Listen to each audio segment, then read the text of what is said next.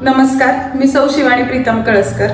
महाराष्ट्राचे आराध्य दैवत श्रीमंत छत्रपती शिवाजी महाराज आणि त्यांचेच ते 13वे वंशज खासदार श्रीमंत छत्रपती उदयनराजे भोसले यांना माझा मानाचा मुजरा. दरवर्षीप्रमाणे यावर्षी देखील आपण भव्य दिव्य अशा दहीहंडी महोत्सवाचे आयोजन केलेले आहे. या दहीहंडी महोत्सवामध्ये सहभागी होण्यासाठी आणि दहीहंडीचा आनंद लुटण्यासाठी संपूर्ण महाराष्ट्रातून गोविंद पथके येणार आहेत. जे गोविंद पथक सर्वाधिक थर लावून दहीहंडी फोडेल अशा गोविंद पथकाला यावर्षी 4,44,444 रुपयांचं बक्षीस देण्यात येणार आहे. या कार्यक्रमाची शोभा वाढवण्यासाठी आपल्या सर्वांचे लाडके खासदार श्रीमंत छत्रपती उदयनराजे भोसले यांची प्रमुख उपस्थिती आहे.